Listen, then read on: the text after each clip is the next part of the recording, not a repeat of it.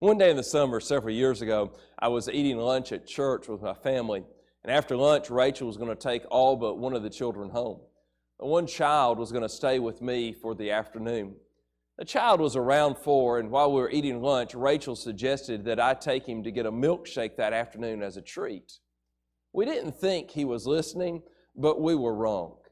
All afternoon, my child continually came to me and asked about his milkshake.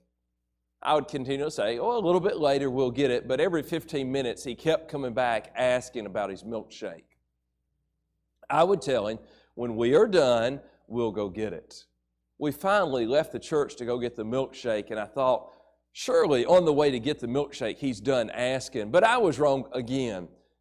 He asked 4 or 5 times on the way to the restaurant about his milkshake.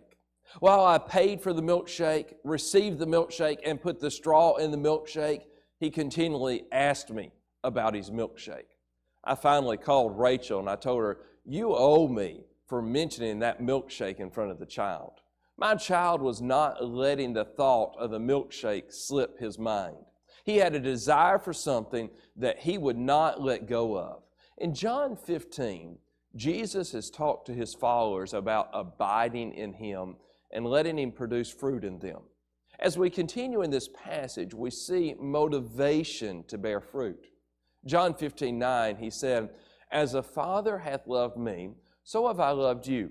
Continue in my love." He starts by reminding us how God has loved us and given us so much as a result of his love. Nothing can take away the love that God has for us. No matter what we do or what happens, God loves us. Then he says, "Continue ye in my love." The word continue is the same word from earlier in the passage where he said to abide, where it means to cleave to him.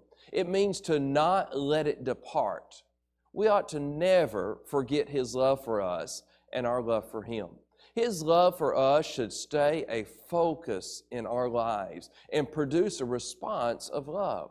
2 Corinthians 5:14 says, "For the love of Christ constraineth us, because we thus judge, that if one died for all, then we're all dead, and that he died for all, that they which live should not henceforth live unto themselves, but unto him which died for them and rose again." His love for me should motivate me to live for him. I must make certain I never lose sight of that love and the motivation it should give me. After my son heard about the possibility of getting a milkshake, he would not let go of the thought of it. He cleaved to the idea all afternoon. As Christians, we must cleave to the love of God and never let it depart from us. It should motivate us every day to bear fruit.